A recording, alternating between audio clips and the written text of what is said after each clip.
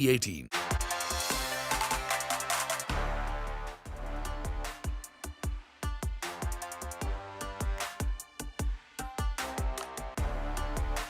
Hello and welcome. This is Startup Street. I am Ritu Singh. With me are my two co-anchors, Shruti Mishra and Arundhati Ramanan. Here are the headlines that we're tracking for you today. Energy transition-focused venture capital fund Transition VC announces the launch of its maiden fund with a target corpus of 400 crore rupees. That includes a green shoe option of 200 crores.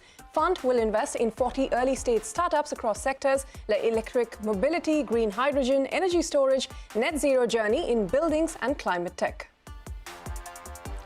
Sellable Technologies, a software consulting and delivery organization, secures $32 million in minority growth investment from Norwest Venture Partners.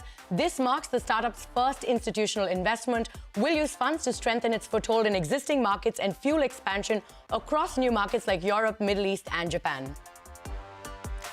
Health tech startup Redbrick AI gets $4.6 million, led by Sequoia's Surge, plans to expand the market for its medical imagery annotation solution. The all-equity seed round also saw participation from Y Combinator and angel investors. Tea cafe chain Chai Point plans to launch its IPO in the next 18 to 24 months. Over the last 1.5 years, we've invested a lot in technology, building the brewing machines as we are driving for profitability, and the goal is to list the company in about 18 to 24 months, says CEO Amulik Singh Bijral to Money Control. And Meesho plans to joins the ONDC platform to help buyers connect with hyper-local sellers. The integration is going to fuel the discoverability of products for consumers while creating a wider market for hyper-local suppliers. The unicorn will also launch a pilot in Bangalore and roll out services in other locations over the next few months. The Union Labour Ministry summons Amazon India to appear before the Deputy Chief Labour Commissioner in Bengaluru. This is in connection to a letter written by employee unions which claim that Amazon staffers were removed forcibly from the company, says a report by IANS. Amazon is all set to lay off up to 10,000 people. And Meta spokesperson Andy Stone refutes reports of CEO Mark Zuckerberg stepping down next year, saying it is false. News website The Leak had reported that Zuckerberg was set to resign in 2023, which briefly set the company's shares up 1%. Well, those are the headlines we are tracking for you this evening. Software consulting and delivery organization Sellable Technologies has secured a $32 million minority growth investment from Norwest Venture Partners, a leading venture and growth equity investment firm. Now, this is Sellable Technologies' first institutional investment and will strengthen its foothold in existing markets across North America, India, and Asia Pacific, as well as fuel its expansion in new territories across Europe, Middle East, and Japan. To talk to us about the road ahead at Sellable, joining me now is its co-founder Anupam Gupta. Also joining me will be my colleague Ritu Singh. Anupam, welcome to Startup Street. You say that Sellable's unique expertise lies at the intersection of traditional enterprise and modern cloud innovation. What does this mean, and can you simplify for our viewers what is the pain point that you're solving? Absolutely. First of all, thanks for having me. So traditional enterprise is your, traditional organizations with their legacy ERP system, supply chain, banking systems, etc., right? And on the other side, you have all the modern cloud innovation that's happening in the field of analytics, business automation, cloud native applications on enterprise cloud platforms like Azure and Databricks, right? So we bring these two worlds together, right? So Sellable is founded by some of the principals such as myself, who come from a strong ERP, SAP kind of background. And then we have other folks like my co-founder, Anirudh Kalla, who's also our chief data scientist, bringing that analytics expertise, and we bring these two worlds together. So that's kind of our unique expertise. All right, Anupam, with the fresh funds raised, you plan to increase delivery capacity and build industry-focused solution accelerators. If you could elaborate on these plans, what are these solutions and how soon do you plan to roll them out? So we have already been working on these solutions across industries, particularly around ERP modernization, right? When it comes to traditional manufacturing industry or CPG retail, right? We are the organization that is taking them towards the Industry 4.0 paradigm, right? And that is where you have the supply chain analytics and automation happening on top of ERP, right? And then you have the solutions on top of traditional banking systems, regarding fraud detection, customer segmentation, loyalty management, offer prediction and things like that, right? So one of the focus for us is to expand further in the existing territories for us. So we are already well established in North America, India and Asia Pac regions. We would be looking to further expand in these areas, but then also look at other growth areas like Japan, Australia, Middle East, and Europe to take these offerings there. Some of our new offerings are coming in the sustainability space, which my co-founder leads. So all the ESG reporting and other things that come with all the sustainability related compliance, that's something we are building or co-innovating solutions with Microsoft Cloud Platform. Anupam, hi, this is Ritu. You said you're aiming to bring in about $100 million of revenues in the next 3 years, as we read in various news articles. What about the bottom line? Could you tell us a bit about where you are in terms of revenue and profits now, and how you plan to achieve that $100 million figure? So we have been a profitable company from day one. We are not at liberty to disclose revenues, but I can tell you we have been growing at almost a 70-80% pace over the last 4-5 years. And even our projections look very strong. We're looking at 50 to 55% growth over the next 3 to 4 years, right? And we are seeing growth across all these areas of analytics, automation, enterprise cloud. And as we increase geographies, these new geographical locations would start contributing towards this revenue growth for us. Anupam, a bit about the trends that you're seeing in the market, because the pace of digitization we saw across companies, mostly during the pandemic, has that sustained now? For instance, the work from home model. Now that required a lot of tech tools to be adopted by companies, but now with employees returning, are those kind of tools even needed anymore? And, has your business been impacted? So we sort of, after some of the initial panic during pandemic, I think we largely benefited during that phase. See, what pandemic did was it sort of legitimized remote working, right? And as an extension to it, it legitimized offshoring to India, right? And even during this recession, I think Western countries could benefit from these niche skills that companies like Sellable Tech have groomed in India in the space of analytics and cloud, etc. Right? So I think that would benefit. Now, although some of the remote work has stopped and people are starting coming to offices, but I think the cost of modernization for Western countries using these kind of high-end skills is not always viable. So India comes as a strong delivery option at a low cost for these kind of organizations. Well, that being the case, Anupam, what are your hiring plans here? I mean, are you also looking at going slow on hiring given the current macro environment, the big tech layoffs we've been seeing in this space? What are your plans? See, the way I look at it is, look at USA, right? They have about 25 trillion economy, right? Even in the worst recession, let's say it gets down to, 20, 22 trillion. Somebody has to support the technology backbone of that amount, right? And it's largely going to be supported by regions like India, right? The kind of software talent we have, right? So we are not slowing down on the hiring. We would hire some folks in these Western regions and areas like Japan, etc. But we're also going to continue to increase delivery capacity out of India, which is our prime offshore delivery location. We are looking to hire another 700 to 800 folks from various campuses. And this is in addition to the lateral hiring that we're going to do this year. All right, Anupam, we've completely run out of time, but many thanks for joining us and wish you the very best in our hiring plans and as well as your expansion plans. Thank you so much. All right, moving on. India's multilingual microblogging platform Koo has so far clocked $50 million with a large increase in users and engagement since January this year. Koo claims to be the only Indian microblog competing with other global microblogging platforms such as Twitter, Getter, Truth Social, Mastodon, Parler, and also claims that it stands second after Twitter in terms of user downloads. To talk to us about Koo's growth and the journey forward, joining me now is its co-founder and CEO, Apramya Radhakrishnan. Apramya, welcome back to Startup Street. Now, Koo offers features like multi-language cooing, language keyboard and translations. You have edit functionality and free self-verification.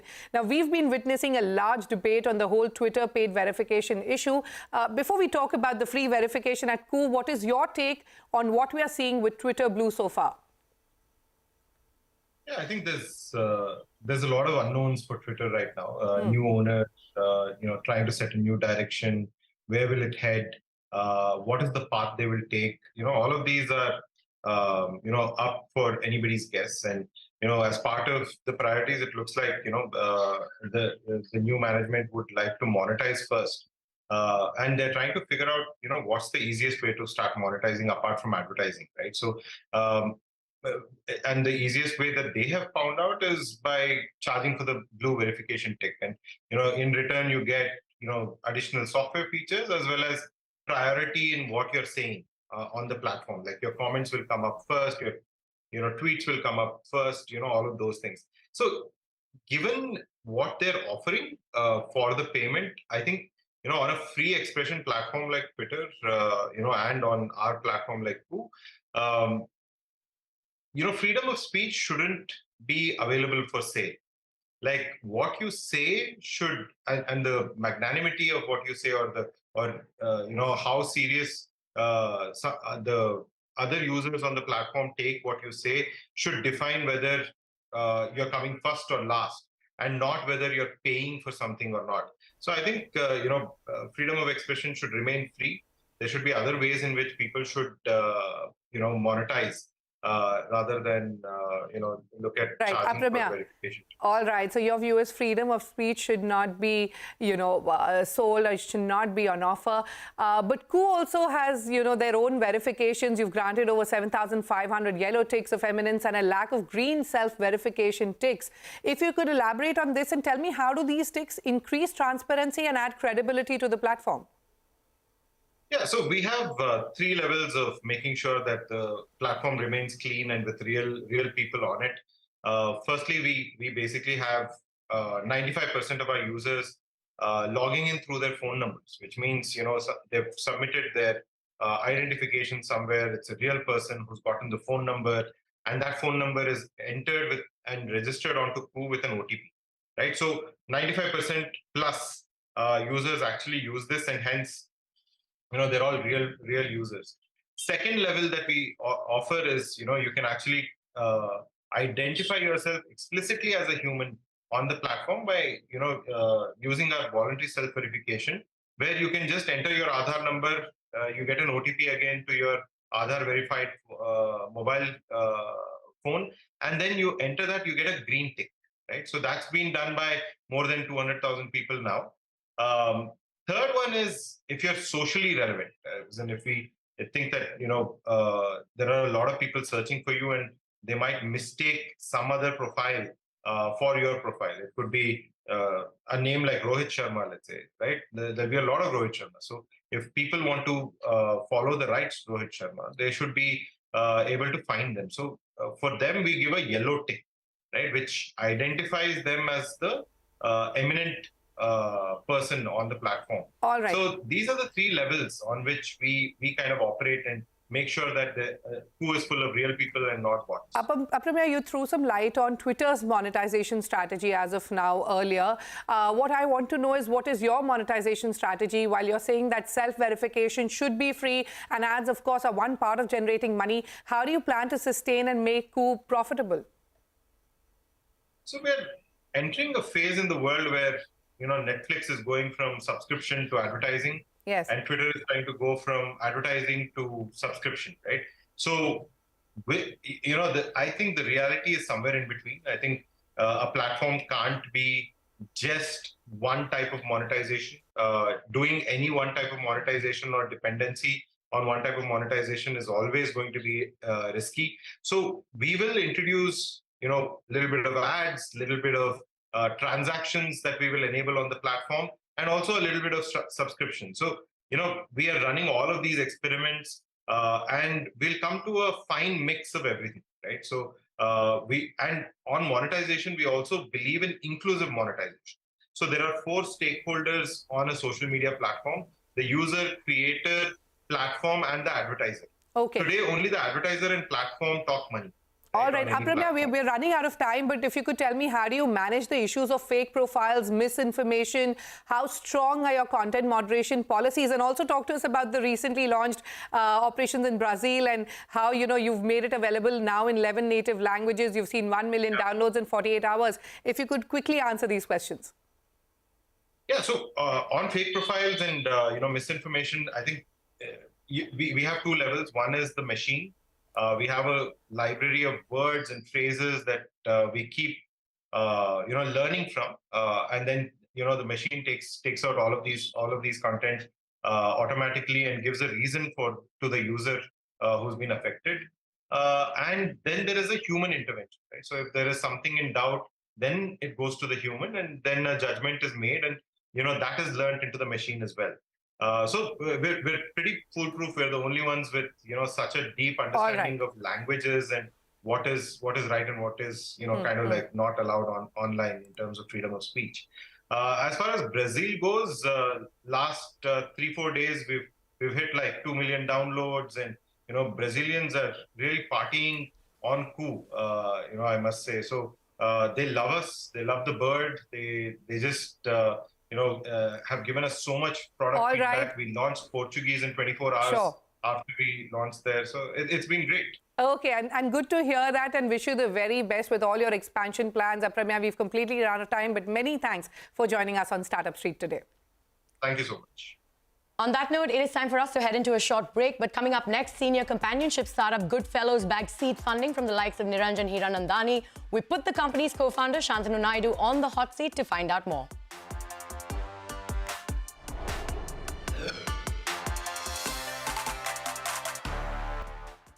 Welcome back. You're still with us on Startup Street. Now, senior companionship startup Goodfellow has bagged seed funding from the likes of Niranjan Hiranandani. The company was launched in August of 2022 with a token investment from Ratan Tata. It has been trying to help the country's elderly combat a whole bunch of social issues. Now, the fresh funding will be used to help the startup strengthen its Bombay operations and expand into newer cities. And joining us now to discuss this further is Shantanu Naidu, the founder of Goodfellows. Shantanu, it's great to have you in the studio with us. I mean, especially considering the last 2 years, it's great to have you on the show and in the studio. So first up, yours, like I said, is a senior companionship startup. So take us through what you have on offer and how are you helping India's senior citizens, and what is the social issue that you're trying to address over here? Right. So in India, we have about 15 million elderlies living by themselves in different financial brackets. But the issue of loneliness is plaguing this particular demographic even more, given especially the social trends of how the job profiles of middle-aged daughters and sons are today. So they tend to move abroad, or they tend to cling on to their jobs in whatever capacity possible, especially after the COVID breakdown, because having jobs and employment is even more important now, which means whatever the job demands, the family moves abroad. Which has led us to address this community's issue, which is basically loneliness. And we offer companionship, and companionship means different things to different people. But we basically do everything that grandkids do. All right, that's lovely. So you do everything that grandkids do. But I also want to understand a little bit about your business model. You're a fairly new company. So how do you plan to make money, and how accessible are your offerings? Right. So the main thing to note here is that we are focusing on sustainability. We are a for-profit startup, and we are looking for social impact, which puts us in the social entrepreneurship category. We will fulfill our fiduciary duties of trying to generate margin, but that also is expected to be plowed back into the organization. But sustainability is our main goal, because all we care about is impact. As far as the business model goes, we have a freemium subscription model. The first month is entirely free so that the seniors can experience and gauge whether this adds value to their life. And on the 30th day, they decide whether they want to continue to the subscription service. And so far, we've had a 100% conversion rate. Oh, I was just going to ask you that. So you've had a 100% conversion rate. That's great. You're also backed by people like Niranjan Hiranandani and Ratan Tata. Can you tell me the kind of conversations you had with your investors? I think they were more interested in the impact side of things, which is why we ended up being paired together in the first place. We are looking for investors, and we'll always be looking for partners who believe in the impact and are not doing trend-based or hype-based investments. Because we are not a tech company, we sort of view Goodfellows as this small garden that we've cultivated that helps people, and we will continue growing that financially and otherwise. And I think both the investors you mentioned believe in that concept. All right. And you're currently present in Bombay. I want to know what's the kind of traction that you've seen, and take us through some numbers. What's the potential you see in this sector at this point? Right. So senior care generally as a demographic has a huge potential in so many different elements, but the segment we've chosen is a sort of a niche. In terms of traction, ever since we launched officially in August mid-2022, we've noticed that our phones just don't stop ringing. And we have almost thousands of requests from across the country, not just Bombay.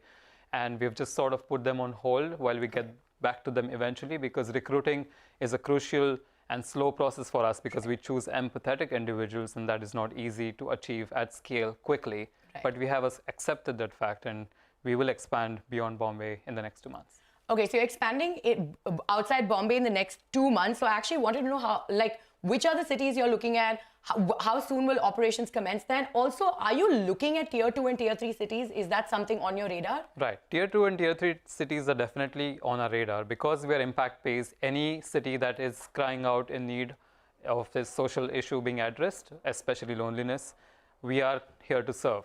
How we get there and when we get there remains to be seen. But the next 2 cities we're looking at are Bangalore and Kolkata, because we want to look at cities that have a strong cultural presence like Kolkata does, for example, because Bombay being a cosmopolitan city, it was fairly easy to gain traction. Right. But in a city like Kolkata, or even Delhi for that matter, which has a strong cultural presence, we need to understand those dynamics before we enter and grow in that space. All right, so there's a lot of dynamics to look at, but, just straying a little bit away from Goodfellows, apart from this startup, you also took up the initiative to put reflective collars on dogs throughout Bombay. Can you tell me what sort of an impact did this have, and are you still following through on this? Right, so Motorpose was launched in 2015, because every day when I used to go from my first job after the night shift, I used to see dead carcasses on the road, and it was a personal issue for me, because personal sentiment. And Motorpause is operational in 15 cities even today. Okay. We are now looking at partnering with non-profits who do sterilization programs, because they are the ones who can collar the dogs in bulk before letting them back on the streets after the sterilization operations. Right. So our goal remains to cover as many dogs as possible, but in terms of design, we constantly evolve. We constantly look at waterproofing, weatherproofing, and it should stand the test of time, because street dogs are literally out on the streets.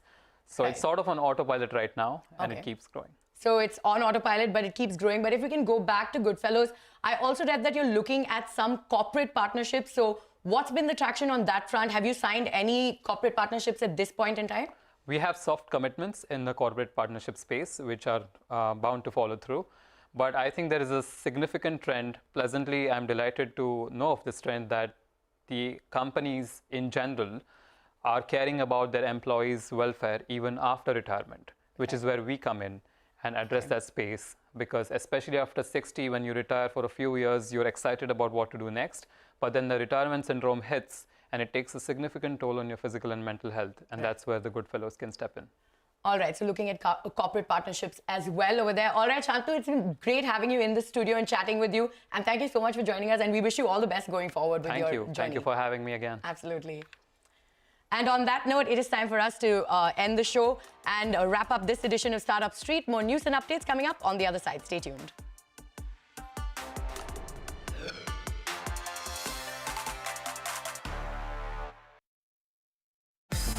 I've been very impressed with the event